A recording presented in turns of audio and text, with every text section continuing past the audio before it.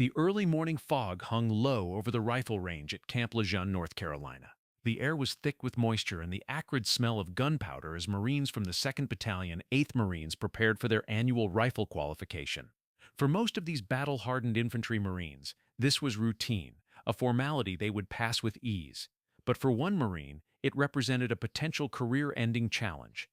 Staff Sergeant Rebecca Walsh stood at the firing line, her blonde hair pulled back in a tight regulation bun under her cover.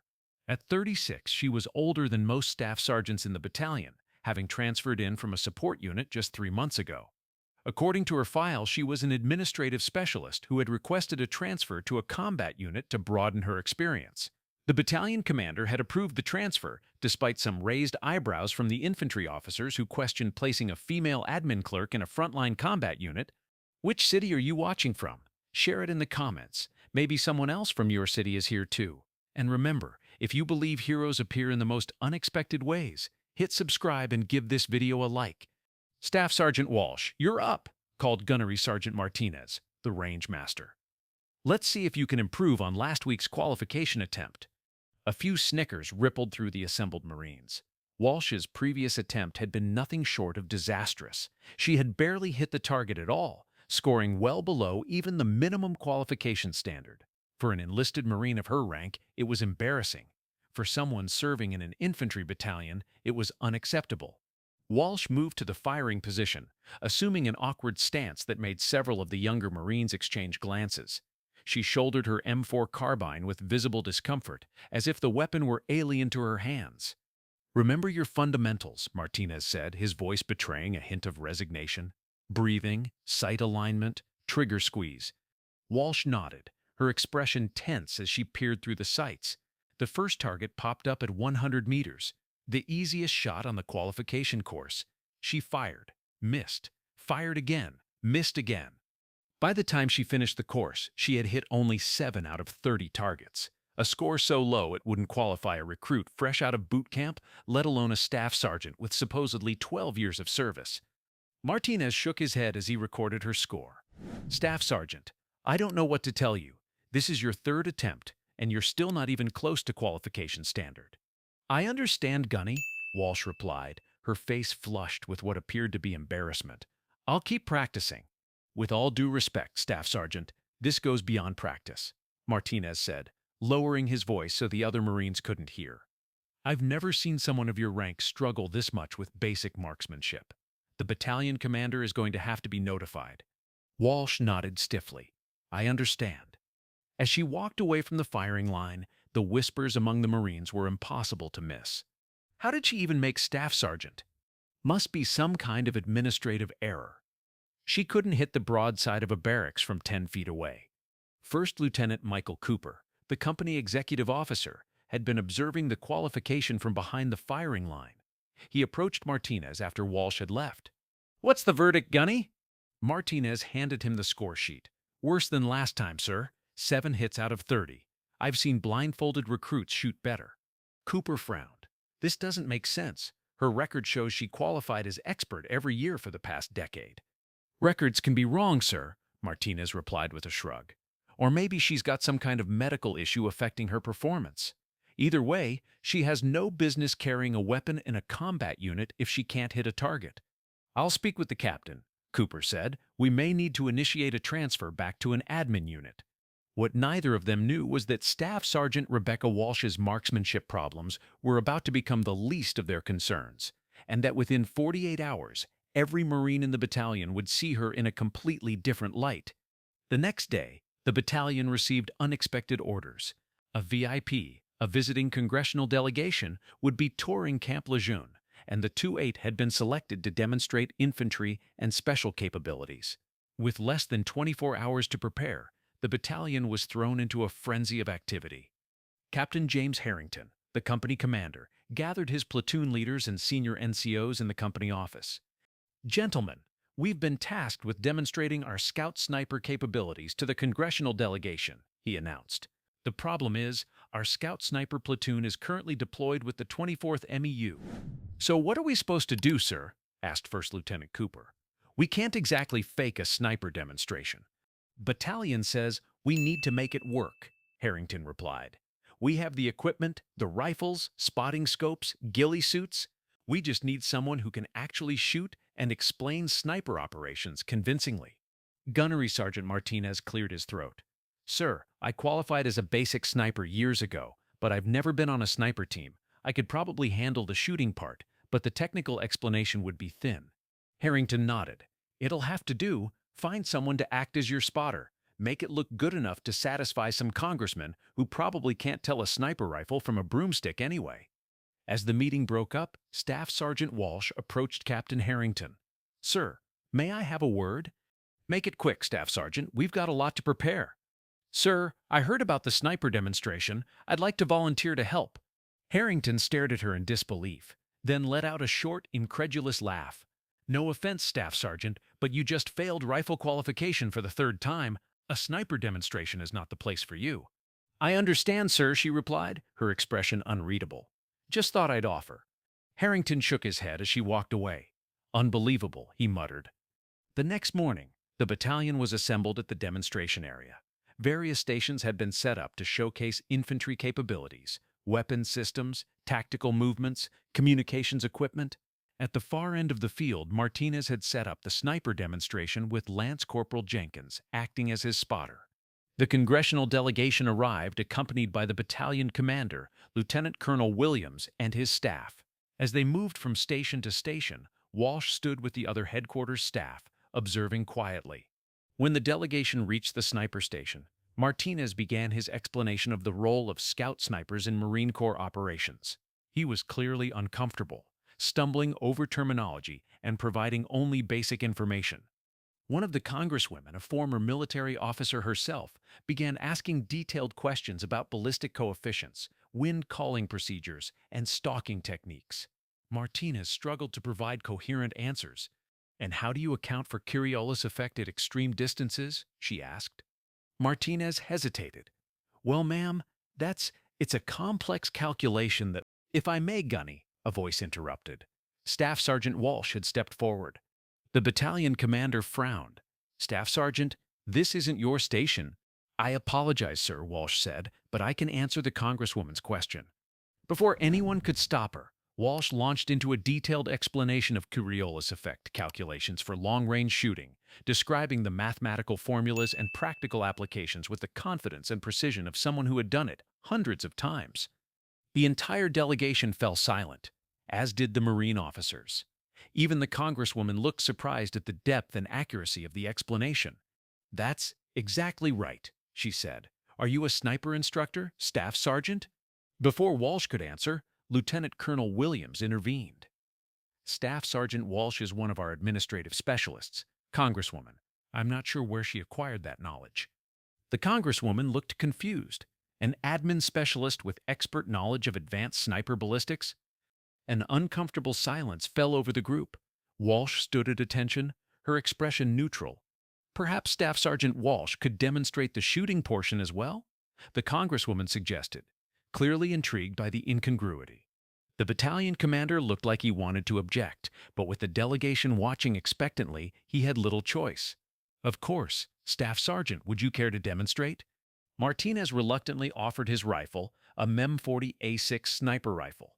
Walsh took it and examined it with practiced hands, checking the scope, bolt action, and magazine with swift, confident movements that contradicted everything her previous marksmanship performances had suggested. She lay down in the prone position with a smoothness that spoke of countless hours in that exact posture. Jenkins, looking confused, lay beside her as the spotter. "Target is at 800 meters," Martinez said, pointing to a small steel silhouette barely visible in the distance. Walsh made a few quick adjustments to the scope. Wind is from the right at approximately 7 miles per hour. Elevation 23 feet above sea level. Temperature 68 degrees. Humidity around 85%. She spoke with calm authority as she settled behind the rifle. The Marines and congressional delegates watched in stunned silence as Walsh took a breath, held it, and squeezed the trigger. The distinctive crack of the rifle was followed almost immediately by the ping of a direct hit on the steel target 800 meters away. Without pausing, Walsh worked the bolt, acquired the target again, and fired 4 more rounds in rapid succession. Each one hit the target dead center. "Holy shit!" someone whispered. Walsh stood up and handed the rifle back to a dumbfounded Martinez. "Thank you, Gunny," she said quietly. The Congresswoman was the first to recover. "Staff Sergeant, that was exceptional shooting. Where did you learn those skills?" Before Walsh could answer, a man in a suit who had been standing at the back of the delegation stepped forward. "I believe I can answer that, Congresswoman." He pulled out a credential that made the battalion commander straighten immediately. "Colonel James Blackwood, Marine Corps Intelligence. Staff Sergeant Walsh is here under my authority." The battalion commander looked bewildered. "Colonel, this is the first I'm hearing of any intelligence operation in my battalion." "That was by design, Lieutenant Colonel," Blackwood replied. "Staff Sergeant Walsh's presence here was need-to-know only." He turned to Walsh. "I think it's time to brief the command, Staff Sergeant, or should I say, Gunnery Sergeant Walsh." Walsh nodded. "Yes, sir." 30 minutes later, the battalion's officers and senior NCOs were assembled in the headquarters conference room. The congressional delegation had been escorted to their next appointment, with promises of a full explanation later. Colonel Blackwood stood at the head of the table, with Walsh beside him. "Gentlemen, I apologize for the deception, but it was necessary. Gunnery Sergeant Rebecca Walsh is not an administrative specialist. She's the team leader of Scout Sniper Team 4, 1st Marine Special Operations Battalion. She has 3 combat deployments to Afghanistan and 2 to Syria, with 40 confirmed operations." The room erupted in murmurs of disbelief. "For the past 3 months, she has been operating undercover in your battalion as part of an investigation into a serious security breach. Someone has been selling information about Marine Corps Special Operations to a foreign intelligence service." Captain Harrington looked stunned. "And you suspected someone in my company?" "We had intelligence pointing to this battalion," Blackwood clarified. "Gunnery Sergeant Walsh's mission was to identify the source." All eyes turned to Walsh, who stood at parade rest. Her demeanor completely transformed from the awkward, incompetent Marine they thought they knew. "The deliberate failures at rifle qualification?" Martinez asked. "Part of my cover," Walsh explained. "Someone with expert marksmanship would draw attention. I needed to appear unremarkable, even substandard." "Have you identified the security breach?" Lieutenant Colonel Williams asked. Walsh exchanged glances with Colonel Blackwood, who nodded his approval. "Yes, sir. The evidence points to Lieutenant Cooper." All heads swiveled to the company executive officer, who had gone pale. "That's absurd," Cooper sputtered. "I've served with distinction for 6 years. I'm no traitor. 3 nights ago, you accessed classified files regarding MARSOC operations in Syria," Walsh said calmly. "You copied those files to an unauthorized drive and left the base to meet with a foreign contact at a motel in Jacksonville. I followed you and photographed the exchange." Cooper's face went from pale to ashen. "You can't prove anything." "The drive you passed contained tracking software," Colonel Blackwood said, "and Gunnery Sergeant Walsh placed a directional microphone that recorded your entire conversation. Naval Criminal Investigative Service agents are waiting outside this room to take you into custody." As if on cue, the door opened, and 2 NCIS agents entered. Cooper looked around wildly, then made a desperate lunge toward the window. Walsh moved with startling speed, intercepting him with a takedown that left him pinned to the floor before anyone else could react. "You're making a mistake," Cooper gasped as the agents handcuffed him. "I was set up." After Cooper was led away, Colonel Blackwood addressed the stunned officers. "Gentlemen, this operation is now concluded. Gunnery Sergeant Walsh's cover identity will be maintained in all official records for security purposes. As far as anyone outside this room is concerned, Staff Sergeant Walsh has been transferred effective immediately." As the meeting broke up, Martinez approached Walsh. "So all those times I was trying to teach you basic marksmanship?" A hint of a smile crossed Walsh's face. "It was actually harder than you might think, Gunny. Deliberately missing targets goes against every instinct I have." "You're really a Scout Sniper team leader?" he asked, still processing the revelation. 8 years with Scout Snipers? 4 as a team leader?" she confirmed. "Before that, I was a marksmanship instructor at Quantico." Martinez shook his head in disbelief.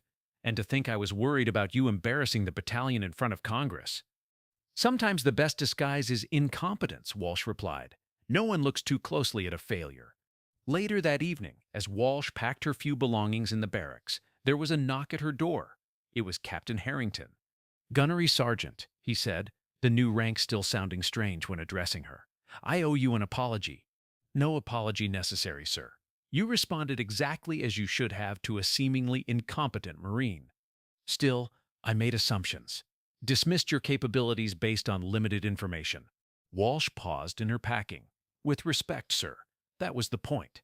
The entire operation depended on those assumptions. Harrington nodded slowly. I've learned a valuable lesson from this.